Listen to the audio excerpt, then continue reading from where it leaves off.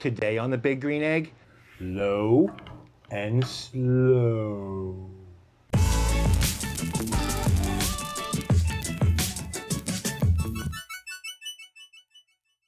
Now there are lots of things that you can do with your Big Green Egg. You can grill, you can smoke, you can do almost anything. Make pizzas, whatever you want. Today we're gonna cover how to cook low and slow, meaning you wanna cook a brisket for 18 hours, you wanna cook a pork butt for 14 hours. Whatever it is you're cooking, if it's at a low temperature, normally I like to do it about 250 degrees on the Big Green Egg, and that's how we're gonna cover it today. We're gonna show you the different ways to do it, the ways to light it, and everything like that.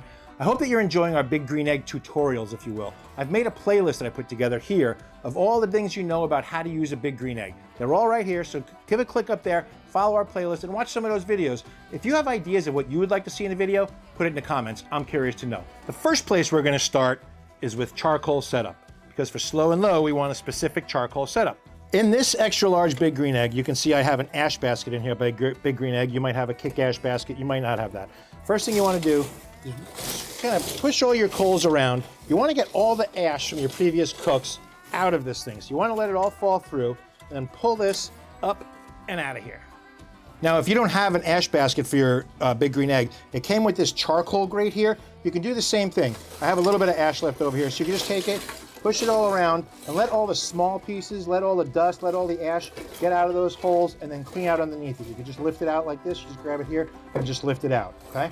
When you're cooking low and slow, it's all based on airflow. You're cooking at low temperatures, so there's not gonna be a lot of oxygen getting to the fire. Oxygen feeds the fire and keeps it burning. So you wanna make sure you have a nice, clear path here. Any ash that's down in the bottom, you wanna clear all of this stuff out of here, because you want the most possible airflow coming for your fire. Like I said, oxygen is what allows the fire to breathe and keeps it going. Now there are a number of different ways that you can clean this stuff out of here. You just want to make sure you get as much of it as you can. I'm just going to use this little brush and a dustpan. So in a traditional way of thinking, what we would do now is we got it cleaned out, we're going to fill it up with charcoal and light it on the top, right? Wrong. On this, the new way of thinking is that since the air is coming in through this vent here, and we want the air to be as close to the fire as possible, before we put our charcoal in, we're going to use one of our Blazaballs, put some fire starters, and set this right down in the middle here, and light this first, then pour the charcoal on top of it. The reason being is that as the fresh air comes into the egg, the first thing it's hitting is the fire. It's feeding your fire, so you will not have a problem getting oxygen to your fire at any time, whether it's the first hour or the 23rd hour. It's going to burn evenly the same way because of the proper airflow. Now, a lot of people like to put it right here above where the air vent comes in, right there, or you can set it in the middle. It doesn't really matter, like I said, because we've cleaned it and you have the airflow, so it's going to be perfect like that.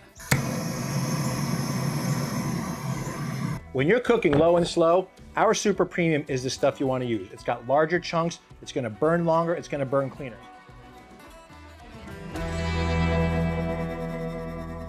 One of the most common mistakes that people make is not putting enough fuel in their egg. Some people say start with a small amount. We want to cook this thing for 15, 20 hours. We need fuel in there. So what I do here is I fill up the charcoal to just below where my deflector is going to sit. All right, just above it's called the fire ring, just above where the fire ring meets, you want to fill it up to just above there so you have enough fuel to last you for the entire cook. The worst thing you'll have to do is at 10 hours, have to take everything apart, add more charcoal. We don't want that. Do it right the first time, it eliminates that problem. I know that in some of my other videos I've said lighting it on the top is really good for just grilling. You can do it for smoking also. If you have an egg that's already full of old charcoal that you used before and you're looking to reuse it again, you don't have to go through the whole process of taking it all out. You can still light it on top. I kind of just try to bury a little hole in the middle here so that I have, some decent airflow from the bottom. I just lay my fire starters right in here like this, light them up, and make sure that I have a good coal bed on top of it to light. Now when you're lighting your charcoal, what I like to do is I like to keep this door all the way open. I keep the screen closed, but it still makes great airflow. We've got a nice little fire going here, so I'm going to take my ash tool. What I want to do is knock this down a bit, spread these out so that we can fit everything in here. So this means that we're starting to come up to temperature as well. What you want to do is when you're heating up your Big Green Egg, we're going indirect. So there's going to be a deflector or a ConvEGGtor or a plate setter, whatever you want to call it, in here. So let's grab that and set it in here, because what you want to do is you want to heat this up with the egg. You won't want to put this in after it's at your temperature because it's just going to cool everything down now. So we set that in there. We put our grate right in there. and close her up. We've had this top vent open. I think I might not have touched on that, but we've had this top vent open while it's heating up. We want maximum airflow. We want that fire building. Right now, we're at 11 minutes since we lit that fire, and it was at almost 250 degrees already. We put the ConvEGGtor in there, and now that's heating up with it, so it actually cooled it down to 150 degrees. That's how much it dropped it, by over 100 degrees when we put that in there. So we're gonna let this thing heat back up again. Should only take about another 5 to 10 minutes, which means from the time that we lit our charcoal to the time we can put our food in, is only gonna be about 25 minutes or so. Not too shabby. Well, thanks, Ron, but I wanna use my Eggspander system. No problem whatsoever. All we're gonna do is we're gonna take our grate out. We're gonna take our ConvEGGtor out, and we're gonna grab our ConvEGGtor basket for the Eggspander. We're gonna set this right in front. Now, see how it has these notches in here for the ConvEGGtor to fit in? If yours does not have that, the newer ones don't have that, don't worry about it. Just set the ConvEGGtor on top of this side here. It's gonna be a little bit higher. But you can do this now. We can put this baby in here, and then we put the ConvEGGtor right in there. No problem, same thing.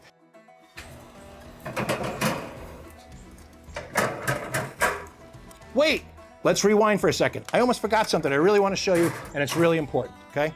It has to do with protecting your ConvEGGtor. See how mine is all black, and mine's actually full of oil and everything like that? You want to prevent that, because those greases will jump down, and they will go onto your ConvEGGtor, and they will give you awful smoke when you're cooking, a lot of different things. It'll soak into there. And to me, my personal opinion, I think that it makes it break. Okay, all those oils in there, they get heated up because it's making the ceramic expand, contract, expand, contract. We don't want that. To me, that's gonna cause a crack. If you just put a piece of foil on here, it's gonna fall on here, you won't have any problems with your ConvEGGtor. It should make it a lot better and much longer term of usage for you.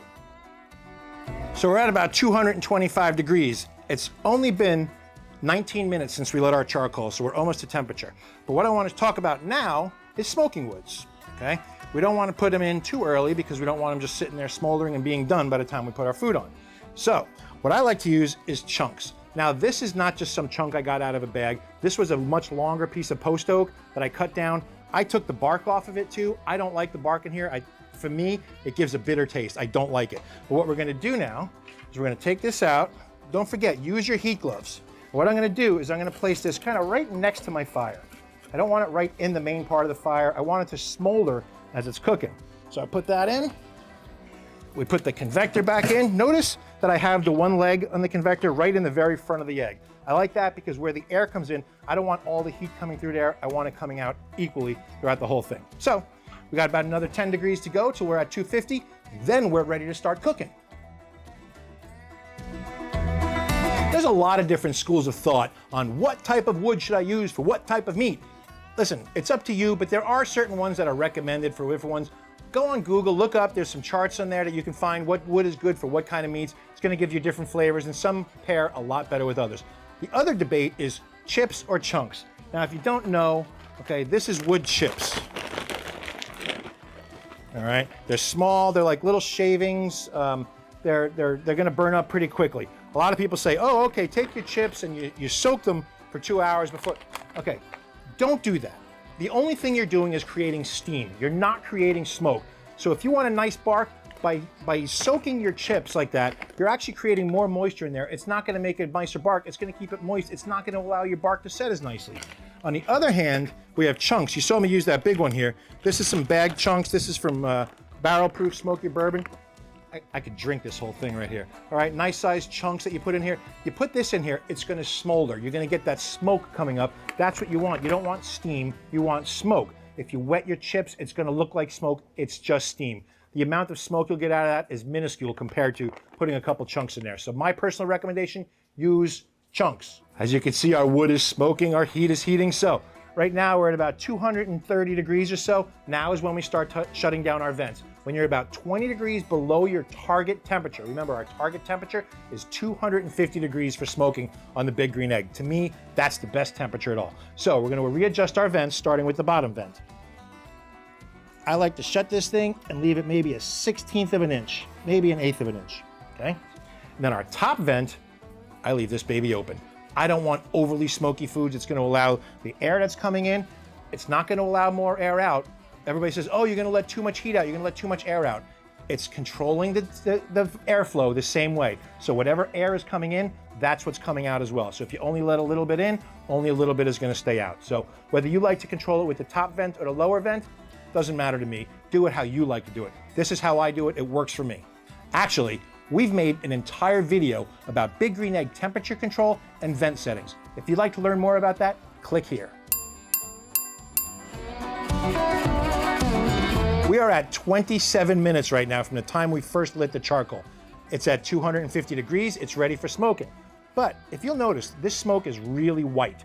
You don't want to cook on white smoke. Wait till it turns blue or clear. But we're going to cover that in a whole nother video if you like. If you'd like to see that in a video, hit me up in the comments. Let me know what you want to know. Is there a difference between white smoke and blue or even clear smoke?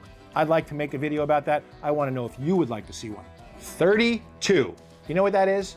That's the number of minutes since we lit the fire till we're ready to start cooking. With these vent settings that I gave you, with that little tiny opening on the bottom, and with the top all the way open, this thing will burn for hours. You know why? Because we put enough fuel in there. We put enough charcoal in there that this thing will burn for 24 hours if you needed to, at 250. All right, so at 32 minutes, we're ready for cooking. Now is the time. Cooking brisket, throw it on. Cooking a pork butt, throw it on. 250, ribs, perfect. Whether they be beef or pork ribs, whatever you like.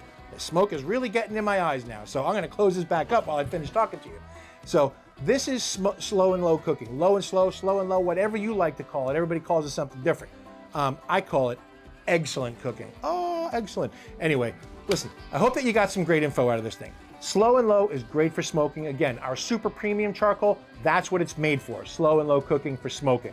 Wood chunks, I prefer them. I wanna know what you prefer. In any case, don't forget, leave us a comment, hit subscribe up there or down there, wherever you want to do it, and give us a thumbs up on this video. We work really hard on these things. We would love if you would just at least hit us thumbs up and let us know you're liking what we're putting out. Also, we're trying to do these Big Green Egg series. I have an entire playlist going. So if you want to click on our playlist, you can see all the stuff that we've been doing with Big Green Egg, instructional series, cooking stuff, everything you want to know about the Big Green Egg is in that playlist. So hit us up and check it out. In the meantime, get out and grill, and we will see you next time on The FOGO Life.